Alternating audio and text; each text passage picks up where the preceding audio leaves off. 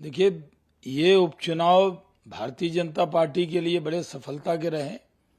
हम यूपी में जीते हैं, हम हरियाणा में जीते हैं, हम बिहार में भी जीते। बिहार के अंदर गोपालगंज की सीट, जो हमारी सीट थी, बहुत कोशिश हुई सत्ताधारी गठबंधन के जरिए, लेकिन बीजेपी को जीतने से कोई रोक नहीं पाया। आरजेडी जेडीयू के गठबंधन के बावजूद हमने कमल का फूल खिला दिया गोपालगंज के अंदर। और मोकामा के अंदर भी पहले बहुत दिन बाद बीजेपी लड़ी थी, क्योंकि वो अलायंस में सीट चली जाती थी। पिछली बार जिस बड़े मार्जिन से आरजेडी जीती थी, इस बार उस मार्जिन को हम लोगों ने बहुत कड़े मुकाबले में लाके खड़ा किया।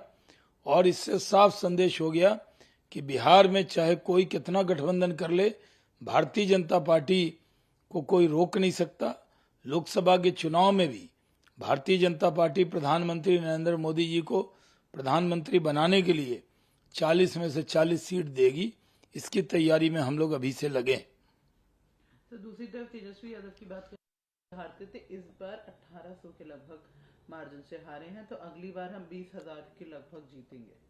देखिए, आरजेडी के पास इसके अलावा कहने को कुछ है नहीं।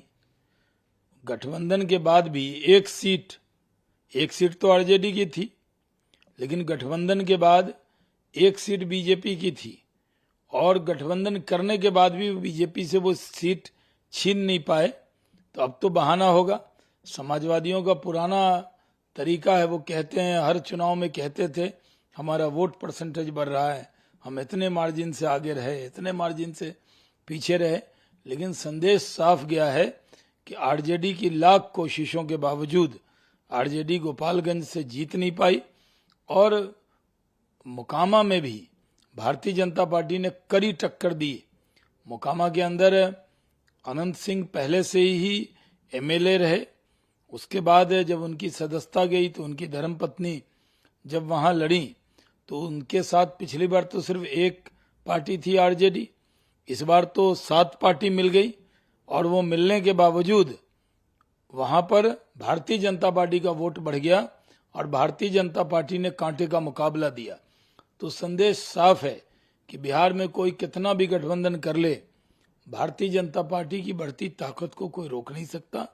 लोकसभा के चुनाव में भी हम लोग वहां मैक्सिमम सीट जीतेंगे। अभी 40 सीट पर हमने तैयारी शुरू कर